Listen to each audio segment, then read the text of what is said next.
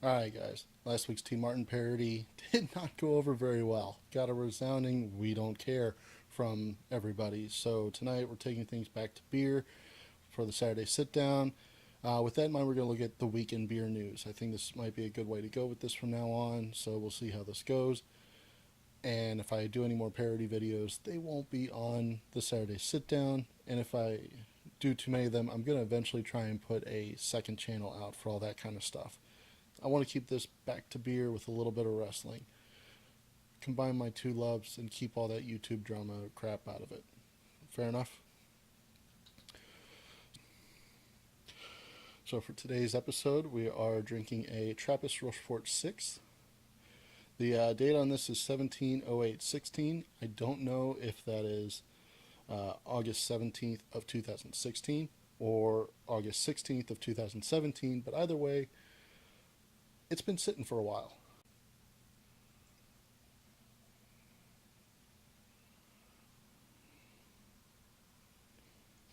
Drink it in.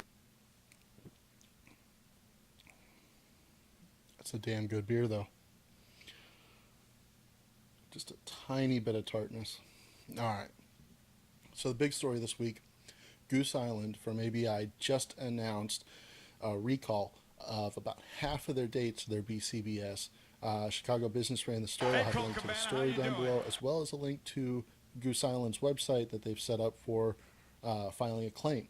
If you believe your beers are affected, they have all the dates down below on the website.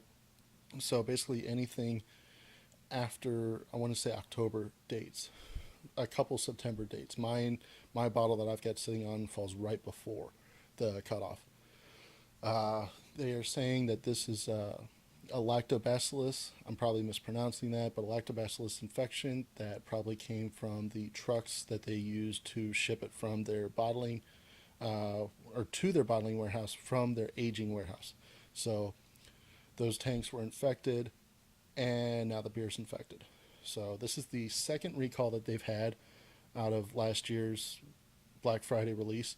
Their barley wine and their coffee releases were also infected. The only variants from last year's Black Friday release that haven't been affected by a recall so far are the Rare and the Regal Rye Stout. So 2/3 of their releases from last year have now been hit with a recall. So this is obviously not good for Goose Island's Bourbon County line, which to a lot of people is the only reason they're still looking at Goose Island after the ABI purchase. So nobody knows if this has to do with the ABI buyout. A lot of people are blaming it because everybody wants to blame ABI for everything, but nobody really knows what's going on. Also out of Goose Island, the Chicago Tribune this week ran a story that Goose Island registered a label for approval with the Alcohol and Tobacco Tax and Trade Bureau for a stout aged in Scotch barrels as part of their BCBS line for this year. As the name suggests, Goose Island's BCBS usually aged in bourbon barrels, but sometimes they are aged in rye, as with last year's unaffected rye release. So using a whiskey that's not bourbon is not unprecedented, but they've never used Scotch before, so this will be new for them. Not a lot of beer companies out there are using Scotch to age their beers. It should be noted that just because they registered the label does not mean that they are going that route. They registered a few different labels, and they say that they're just keeping their options open at this point. It might end up being something that they don't go with or something that they hold on for later.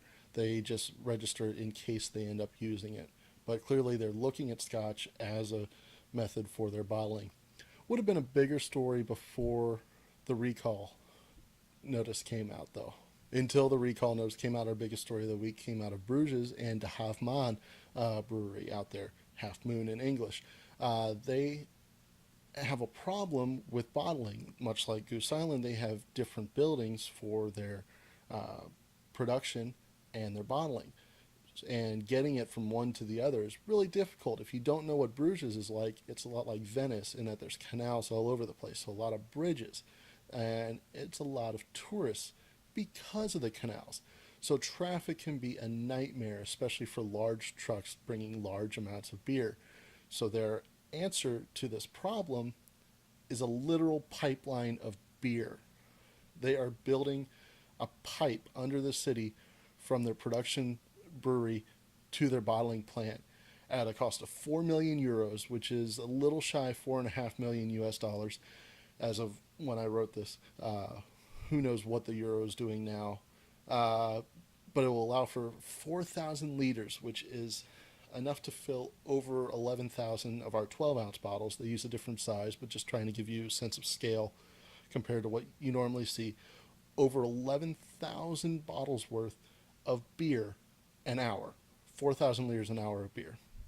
The pipeline is expected to begin functioning this September. They've already been building it, at which point residents that don't call the government for help before digging could be in for the best surprise ever. Finally, in beer news this week, the Wall Street Journal ran a story this week on the legal consequences of breweries trying to come up with clever names for themselves or their beers. As with all of our other stories, the link is down below. Jamil Zanishev of Heretic Brewing claimed that their Shallow Grave Porter was named their least favorite of 11 choices for names because their 10 other choices were all taken by other breweries. Multiple attorneys are now even fighting over the term craft beer attorney because of the sheer glut of trademark disputes over names, logos, and other trademarks are causing so many of them to get into it. One of them calls themselves a craft beer attorney, trademarked the term, uses it professionally, and everybody else trying to use it is now having to fight with them to use the name. The irony seems to be lost on most that it's attempts to be unique and clever that are putting breweries at the most risk of getting sued for infringing on others' intellectual property. Here at Championship Beer, I just want to give a note about the championship in Championship Beer. You might notice it looks a little bit different. This is something we are starting now. This week I had the pleasure to go see folks from MIA Brewing out of Miami. They came to our town for a launch. They have some amazing beers, truly amazing beers. And from now on, anytime I go to an event or otherwise get one of these stickers, we are going to make this a true beer championship. It's Championship Beer. Why am I using a wrestling belt when it should be a beer belt? So that's what we're doing with this until I'm able to commission my own new belt. That's coming down the line. It's a little bit cost prohibitive now until you guys start liking and subscribing. You guys do that, and I'm going to have an even better belt than this. But until then, we're going to be using this belt as our Championship Beer championship belt, and it's going to be looking a lot more beer-y than before. Until that day, remember to hit like, hit subscribe. I love you guys out there. As always, I've been the Tramp. Cheers.